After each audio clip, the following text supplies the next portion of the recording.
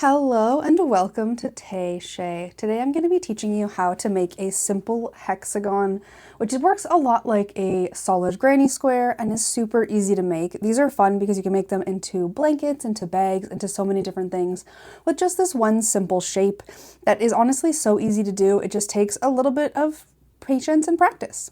But before we jump in, I would just kindly ask you to subscribe to the channel if you like these beginner crochet tutorials. And if you're ever looking for beginner crochet patterns, you can find a link to my Etsy in the description down below. And let's jump into how to make a simple hexagon. So for this project, what you're going to be needing is yarn. I'm going to be using this blue color here, just a simple worsted weight yarn with my favorite 5mm hook. I also have a tapestry needle for weaving in my ends and scissors for cutting the yarn as well. So for a project like this, I prefer to use a magic ring, but I know that that's a little controversial and some people don't like it. So before I jump into the magic ring, I will just show you what you can do if you don't want to use a magic ring. So starting with a slip knot and a chain 4, you can actually just slip stitch into that first chain. So do chain 3, chain 4. And what you're going to do is insert your hook into this first chain that you created. And if you take it and you grab onto the yarn and pull through both loops that are on your hook, it will make a circle that you can work into the same way. So you can see here, we've got that little circle space in the middle there, and you would do the exact same thing where you just insert your hook into that circle, and then you can just stitch into that instead of stitching into a magic circle. For me, I just prefer the magic circle. It really comes down to personal preference, but it's all going to work exactly the same. If you've never done a magic ring before, I do have a tutorial on the channel that goes into more depth, but just a quick little tutorial for a magic ring. You can hold the yarn in your hand just like this with the yarn draped over your palm. Grab onto the working end of the yarn, which is the side connected to your ball. Wrap it around those two fingers. Okay, so you wrap it around your middle and your index finger and cross it over the piece of yarn that's in your palm, and then turn your hand like this and hold it with your pinky. Then take your hook, put it in between your two fingers, and grab onto the further piece of yarn, pulling it out past that piece of yarn in the front, and then twist your hook so that it wraps around, the yarn wraps right around the hook like that, and then just chain 1 from the yarn that's being held by your pinky, and that is how you can make a magic ring. It's one of those things that is super complicated when you first see it, but it honestly becomes muscle memory and I don't even have to think about it anymore. So what we're going to do is we are going to start with a chain 3, which will count as our first double crochet. So we'll go chain 1, chain 2, and chain 3. Then we are going to double crochet into that magic ring. So what we're going to do is we are going to yarn over, insert our hook into the magic ring. So you can see here, and then grab onto the yarn to pull up a loop, and then yarn over and pull through 2 of the 3 loops on your hook. So then it should look something like this. Then yarn over and pull through those last 2 loops to make a double crochet. If you haven't mastered the double crochet yet, there is a tutorial on this channel as well that you can check out to figure out more of how you can do a double crochet to make it a little bit easier for you. So now we need to get that space in between the clusters. So we're going to chain 2, so chain 1 and chain 2. And then we'll place 2 double crochet stitches into that magic ring. And we're just going to repeat that process until we have 6 clusters total. So there's our second double crochet, and then chain 1 and 2. And then we'll do another 2 double crochet into that magic ring. 1 and 2. Okay, chain 1, chain 2. So you should have something looking like this. We're about halfway there now. So we have 3 clusters and 3 chain 2 spaces. And we can yarn over and pull up a loop there to make this double crochet and do another one. Okay, so we have 4 clusters and then chain 2. And then we'll just do that 2 more times to get our first row. 1 double crochet, 2 double crochet, chain 1, chain 2, and then 1 more for our final cluster. So there's the 1 double crochet and the 2 double crochets. Then we can chain 1 and 2. And then what you're going to have is something that looks like this. We've got the yarn tail here, the working yarn connected. And what you're going to want to do is you're going to want to take this yarn tail and pull on it to tighten that magic ring. And that will give you your hexagon shape. So you can see here we have all of our different clusters that are all giving beautiful hexagon shape to this. And what we're going to do is we are going to slip stitch into the chain 3 here. So we will slip stitch into the top of that chain 3, which will give you something like this. And you can see all of the different sides. You've got 1, 2, 3, 4, 5, and 6. So now we have that first round completed, and we're going to be working on the second round. So for this, what we're going to do is we're going to place a double crochet in the top of both of the double crochets in the cluster below. And in this corner space, we're going to do a double crochet, a chain 2, and then another double crochet. And that's going to give you 4 stitches on each side of your work. We're currently slip stitched to the top of this chain 3, so we can just chain 3 stitches here to count as the double crochet that's going to go above that stitch there. And then we'll yarn over and insert our hook into this second stitch and double crochet in that one. So then we have this. And then in this corner space, we're going to do a double crochet, then a chain 2, and then another double crochet. So yarn over, pull through 2, and then you'll have 3 stitches there, and then we'll do chain 1 and chain 2. And then in the same spot in that corner space, do another double crochet to create that corner.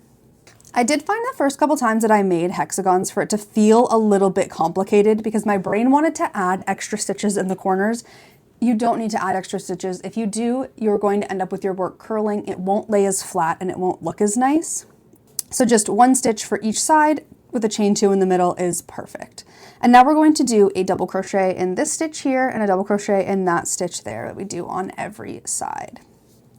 So yarn over, pull up a loop and pull through 2, pull through 2, and do that again. Beautiful. So now you should have a chain space here and then 3 double crochet. So then into that corner, once again, we're going to do a double crochet, and then chain 1, chain 2, and another double crochet to create that corner space. So now we've got this. And then we will be doing a double crochet in each of these 2 stitches. And we're just going to repeat that all the way across.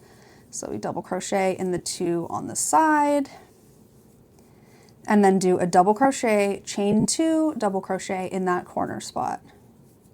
Chain 1, chain 2, and double crochet into the corner. So then we have another side. So we've currently got almost all of this side, and then we have this one, and we're starting on the next one. So we'll do a double crochet in each of those 2 stitches. 1 and 2. Okay, and we're back at a corner space, so we're going to do a double crochet and then a chain 2, double crochet, chain 1, chain 2, and double crochet again. Okay, and then we'll double crochet in both of those stitches there. Double crochet and another one. Okay, now we're getting onto our last full side. So we'll do a corner, which is a double crochet, chain 2, double crochet into that corner, chain 1 and 2, and then double crochet again, and do a double crochet in each of the stitches along this side. Double crochet 1 and number 2.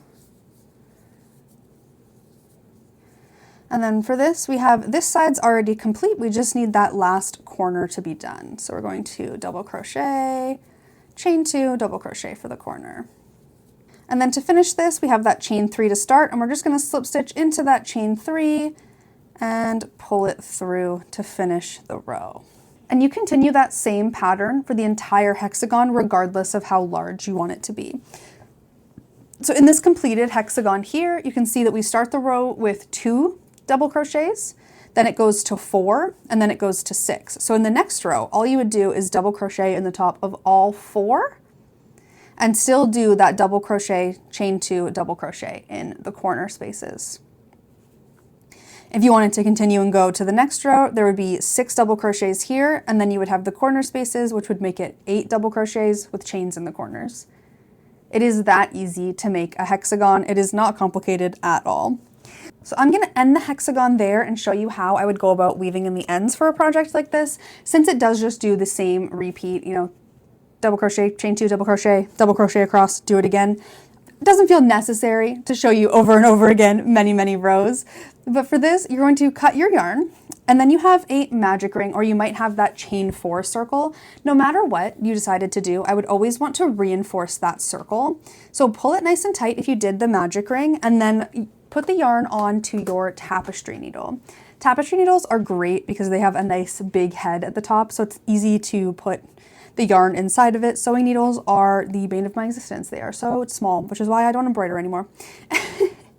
But what I do here, since I want to make sure that this is reinforced and nice and strong and won't come undone, is just go underneath all of the stitches around. So you can see all of those double crochet stitches, there's 12 total. We just go underneath them around that circle. Just do one side at a time. You can pull tight as you go as well to make sure that you get that tight circle in the middle. And what this is going to do is just make sure it's not going to come undone. This is especially important if you're doing something like a granny hexagon cardigan, for example.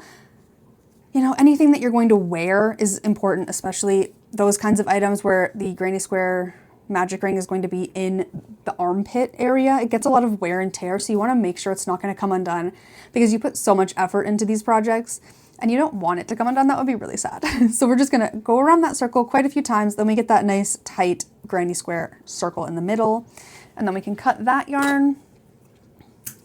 And to weave in the other end, all we're going to do is go underneath stitches in the back, and usually I'll work as long as it's not too big. If it's too big of a granny square, I'm not going to work all the way back to the magic ring, but I am going to try to work my yarn to get back to that magic ring and reinforce it just a little bit more. I find the more you reinforce a magic ring, the better, just in case. You never know what might happen. I do have a beautiful blanket I made when I was first starting out where I didn't reinforce any of my magic rings, and one of them came undone and I had to do some surgery, and that was not fun.